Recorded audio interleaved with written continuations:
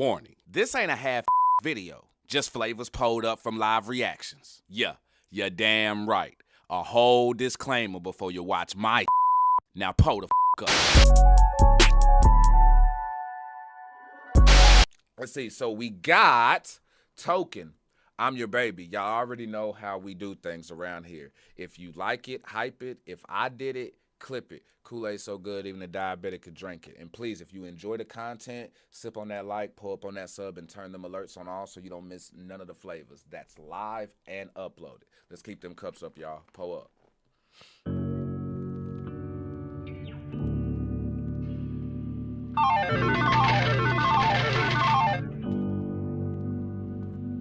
Internet trolls raised me, ads raised me, Nickelodeon raised me.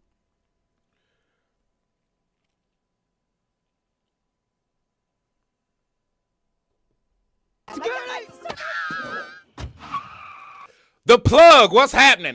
Scared you, Thought you was gone. Nah, hey, I appreciate the love. Really appreciate that there. We gonna get you locked in. Stay sipping with your boy. Pull up. Now, I'm gonna bring this back some. I don't know if y'all are big Kendrick Lamar fans or not. As soon as this dropped, that's what it reminded me of. And honestly, just based off like the Nickelodeon bars and all of that, it kind of reminded me of cartoons and cereal. Internet trolls raised me, ads raised me, Nickelodeon raised me, Dan raised me, super bad American pie, Hollywood signs, XXX search raised me, I'm your baby. Mom left my dad and never talked. Oh, that's deep. That's deep. Talking about we the product of the things that we experienced growing up, and that's a real good point. That's a real good point. I also think that's why I think that's the answer to why sports is also different now. When you look at like football and basketball and things like that, because at first it was us who was like, our mentality was different. What we grew up on was different, and what we were really striving to get out that shit. You know what I'm saying? And really make it. So there was really something to fight for. That hunger was extra. You had to fight from high school to get that scholarship to either be the first one in your household or family to go to college, or big bro or sister went. So now you gotta go. And then once you get to college, now you gotta get to the league because you want to get drafted so you can get your mom's name a house and everything like that. Then you gotta perform so that way you could get that other contract to keep it going. And when he's talking about like South Park and trolls and the internet, like we saw a lot of that come into play, you know, and that's why I'm surprised now when people are so sensitive about certain things or can't take jokes on certain things, you know, and sometimes we just don't realize what we creating when we just putting stuff out. So I just want y'all to know, be careful of the things that y'all give scapegoats to and things that y'all truly allow y'all kids to absorb, man, because it matters. Talk to a man again, just to paint a picture how the marriage went. And that's just what I thought what every marriage was. I still would call it love, but I never saw them touch. And I knew it wasn't sex, I only seen them kiss once. But married for 20 plus, when I was young, if it was nudity in movies, mama put some anger to it. Little did she know that I wasn't a stranger to it. Internet trolls raised me, ads raised me, Nickelodeon raised me, Dan raised me, super bad American pie, Hollywood signs, XXX search raised me, I'm your baby. I was infatuated with sex when I was 6. Mom blamed it on the music so CDs were edited. But it wasn't the seat. And that's the thing. They used to try to blame it on the music and stuff. Nah. We found the nudie magazines. We saw the flicks and stuff like that. We saw them 1-900 ads and stuff that they'd pull up at the end of the night and shit like that. We was watching Jerry Springer. We was watching, you know what I'm saying, Maury and all that stuff. Like, that's what these shows were doing back in the day. You know, even like MTV and things like that, like there were certain, like we were getting like a lot of sexualized stuff thrown at us at a young age, you know what I mean? But even the grown-ups then was looking for cop-outs and scapegoats because they didn't want to own they ish, you know what I'm saying? They was looking for cop-outs and scapegoats as well. The privacy intrigued me. You look when they say don't look. So I was 8 scribbling pictures of a naked body till the teacher found my notebook. She had to make sure my home's good, so I was put in therapy. Imagine a therapist studying an 8-year-old's rendition of naked breasts.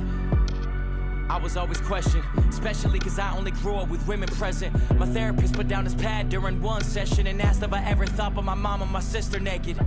I don't remember what I said, I just remember the feeling of realizing my mom and sister were big breasted. I broke out crying, I couldn't stop and I didn't know why. It's funny which memories stick. He didn't even think about the family part on none of that.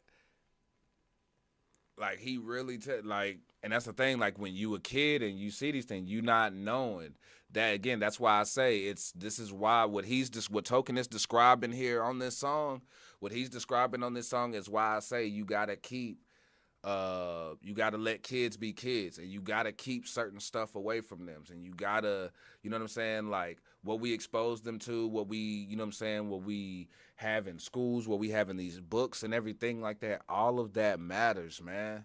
All of it matters because they still figuring it out. They still growing. Their brain's still growing. Their bones still growing. You know what I mean? And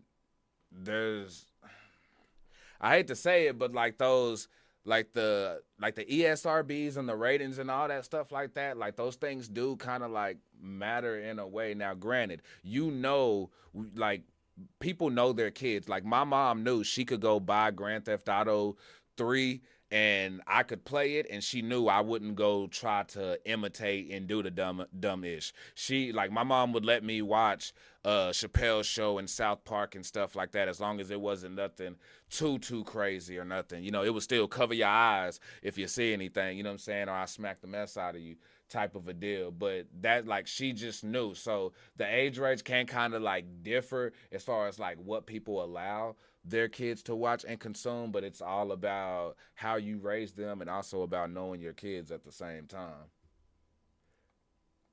Funny which memories stick with you. I was 9. Keep going. When I was 12, I started hanging with older kids. They would tell me things and they would show me things. Teachers always said I had an old soul. Must have been just my soul, cause my brain didn't know a thing. A mutual friend led me to this older kid's house. We were in his basement, 2 other older kids round. When my homie left, I should've left, but I stayed there. Didn't know these kids well, but I felt safe there. Shouldn't have felt safe there. Dirty conversations about the girls in their grade where people lost virginities, me I ain't even kissed yet. I didn't even think about getting my wet. That night I was talked into doing things I ain't wanna do. A lot of I don't knows, a lot of come on dude, a lot of no one's even gonna know, a lot of closing eyes, a lot of long showers and no appetites. Internet trolls raised me, ads raised me, Nickelodeon raised me, Dan raised me, super bad American Pie, Hollywood signs, triple X search raised me, I'm your baby. I just thought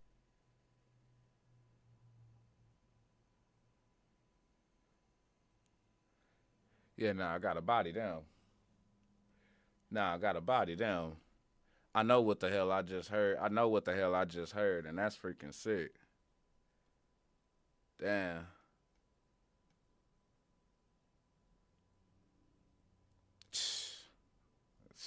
started dropping music at the time, writing love songs about a girl I hope to find, playing Wayne tapes knowing I could never say the first body to touch my body looked just like mine. It's funny which memories end up sticking with you, cause I forgot it even happened till I turned 22. Then it all came back and it felt brand new, wondering if it plays a role in relationships I pursue, or is it just a distant memory that never left a mark.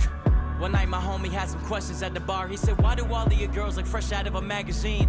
I said, it's just my type. He said, I feel you, but I mean, what if the perfect girl for you is normal looking? Would you do something? I said, what? He said, it just feels like you're trying to prove something. And you know that everyone knows you well, so maybe you still trying to prove something to yourself. What are you still trying to prove?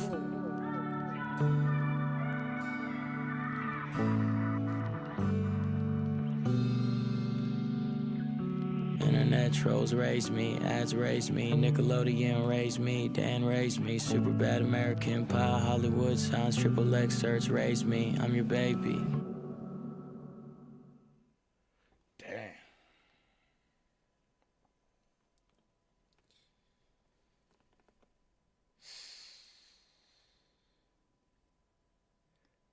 I ain't gonna lie, that's heavy as hell, bro.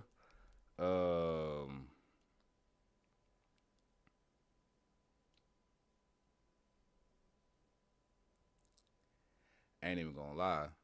I hate to have to do it. I hate to have to do it because of like the the subject matter and all of that. It was, I mean, that was crazy. But I'm gonna have to pull up. Oh yeah, because the, that shit got real. That shit got real, and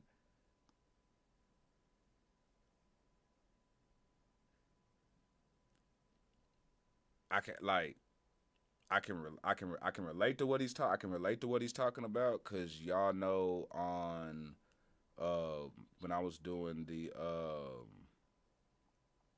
when I was doing the when I was doing the fire in Doc's booth, like when I was doing those three, like it got real, like as it progressed. Like if you go through and you listen to those, the intensity builds on everything there.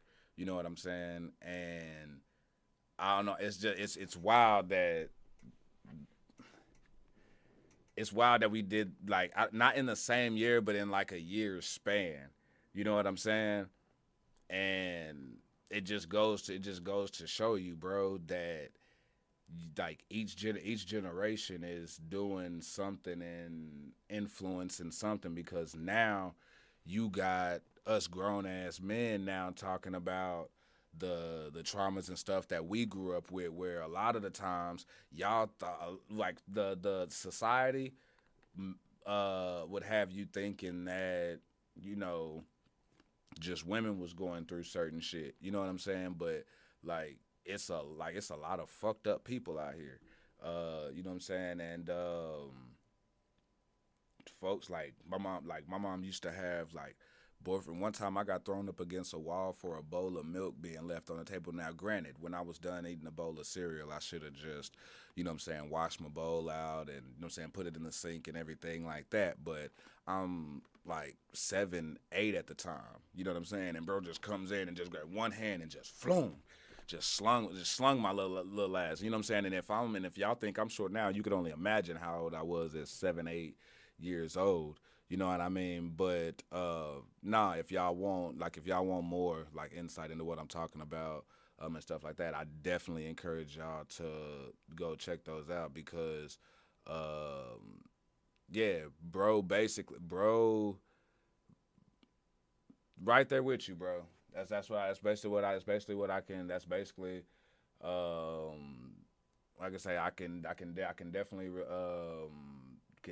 relate to homie on that, and props to him for even uh, putting it out and talking about it on that level. Because me, I like it's pick time and places and stuff because again these are things like you couldn't always just talk to folks about certain shit like that, especially not me because for real, man, like me, like folks be messy, man. Like all you just, folks just can't wait to tell the next motherfucker and hey, oh look what I know and what I done found out type shit, and that's what be having me ready to put hands on folks, you know. So like me, a whole bunch of others, and the way like Token just put it in this song, you know what I'm saying?